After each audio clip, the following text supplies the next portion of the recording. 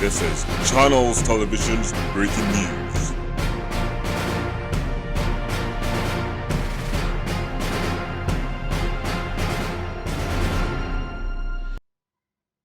Good morning, viewers. Today, Thursday, 21 January 2021. Happy gathering with us in the Basis News with me, Alivia Meisesha A. La Nina weather expected to continue into 2021. The United Nations Weather Agency says a continuing weather even places some countries at risk of weather-related problems. The World Meteorological Organization, or WMO, predicts La Nina will continue to affect the world's weather through January. The weather even is expected to bring drier and wetter conditions than normal to a different part of the world.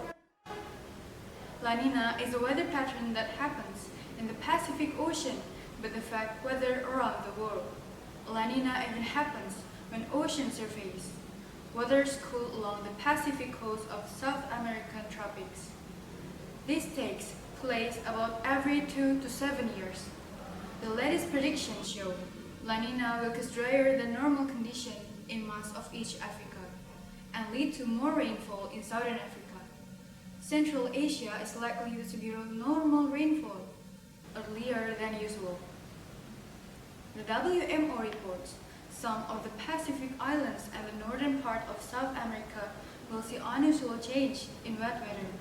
These changes in weather pattern can put countries in some part of the world at greater risk. Gavin Eiley is a humanitarian expert for WMO. He told VOA parts of Eastern Africa were of special concern, since the area is already suffering such a problem as locust insect eating crops. Weather imaging suggests below normal rainfall for a large part of Eastern Africa.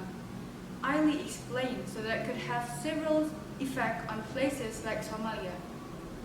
The WMO said government can use weather prediction to plan ways to reduce harmful effects on agriculture, health, weather resources, and disaster supervision. All of these are sensitive to changing climate. Max Daly is the director of climate services at the WMO. He said governments can use prediction of La Nina to adapt their action plans. And there are agricultural supervision methods that can be changed based on whether dry or wet weather is expected.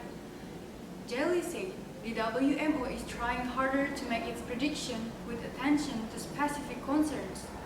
These include issues like food security or human health. Daly gave one example related to health and disease. He said wet conditions alone do not lead to more cases of dengue fever or malaria. Daly explained that temperature, wet air, and vegetation create the condition for mosquito population to rise. So, rather than just giving rainfall prediction, he said, meteorologists will provide disease prediction. The goal is to use prediction to control dengue fever or malaria. That's all of news for today. Please visit us on Instagram at Hima D'basis. I am Alivia and all of the crew say thank you and goodbye.